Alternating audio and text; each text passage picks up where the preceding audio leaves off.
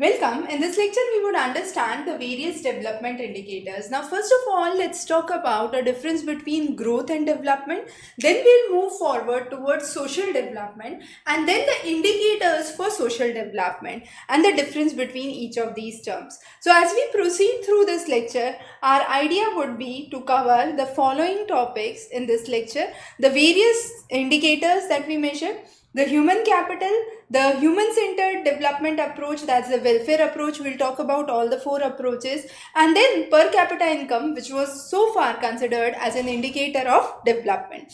So let's first talk about growth versus development.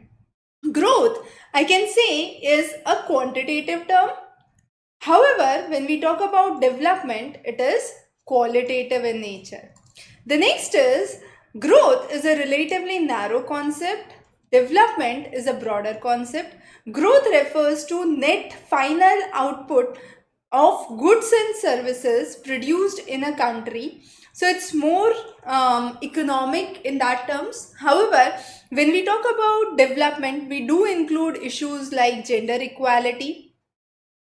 So when I say it's focusing on the total amount of goods and services, it is monetary in nature. However, the development talks about socio-economic development, right? Or the socio-economic aspects, the political aspects, the gender equality. Rather than just focusing on the per capita income, we are focusing on human development index.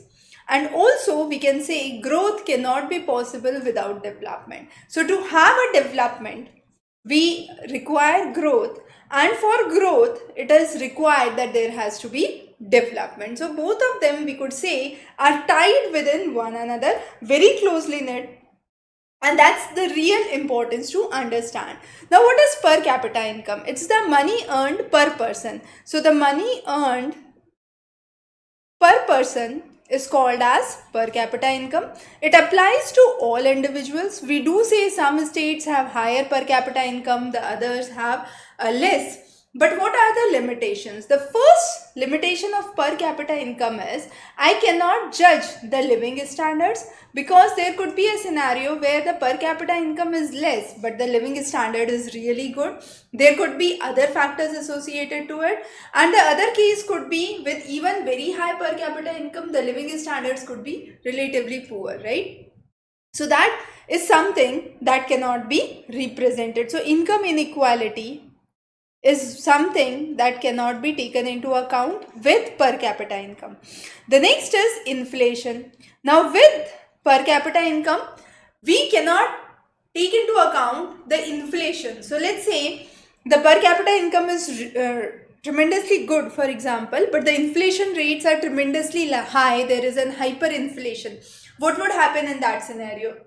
In that scenario, the per capita income would be actually meager amount for that individual, and therefore individual, in that case, inflation is one thing that is taken into account. Another limitation is international comparison. So when we are talking about international comparison, we have to adjust with the purchasing power parity, and therefore we need to nullify the exchange rate that occurs between the two nations, and that's really important to do. The next is the amount of savings. Even with high per capita income, as I said, the expenses could be very high, so savings could be meager, or there could be ancestral wealth or wealth accumulation that could happen at another point of time, right? The next is per capita income does include children. Okay, so what the scenario we need to understand is children do not earn. So in that case, per capita income is again a limitation. So these are some of the major limitations that we have talked about in the case of per capita income. Now, another important thing that we need to focus is economic welfare. Per capita income talks about the individual worth, right? But it does not talk about the quality of the work, the number of hours devoted in the work. So therefore, the overall welfare cannot be taken into account because of it. Now, when we are talking about the development human-centered approach, there can be 4 certain approaches that could be part of it, right? It could be income approach, capability approach, welfare approach, and basic needs. Let's talk about each of these. Income approach is the oldest among these, and it believes that human development is linked with income. Higher the income, higher the freedom to enjoy, and therefore better income means more development. So this is a very simple theory that with higher income you have better development. The next is welfare approach. Human are considered as the center for all development. Now any development that takes place, it is around human beings.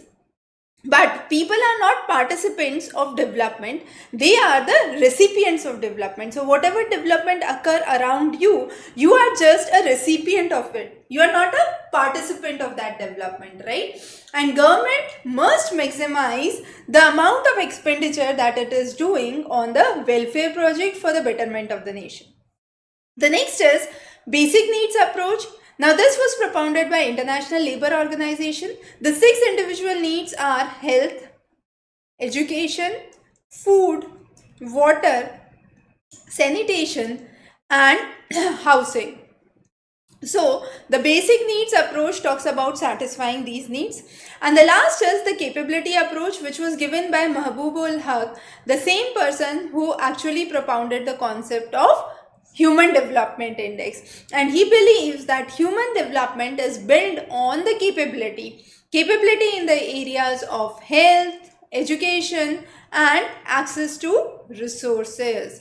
So what happens is development enlarges the choice of people and makes a meaningful life, and that's what is really important to understand. So our focus was to understand in this lecture, in this section, is focusing on welfare approach. Now when we are talking on welfare approach, social development is an integral part of it. So with a human capital approach, we need to have investments in human capital, that is to educate them, train them, provide them vocational training, and sometimes even informal participation, informal education participation can also help in. So human capital, I can say it is something that cannot be seen, cannot be visualized, it is intangible.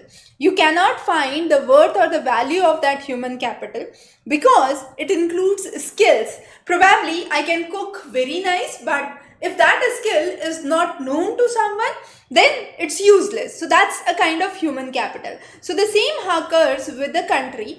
There could be excellent skills that could be present, excellent intelligence that could be present, the values that could be associated to it, loyalty, punctuality. So all these are inherent qualities of an individual, and these inherent native qualities of an individual are intangible. You cannot actually observe and find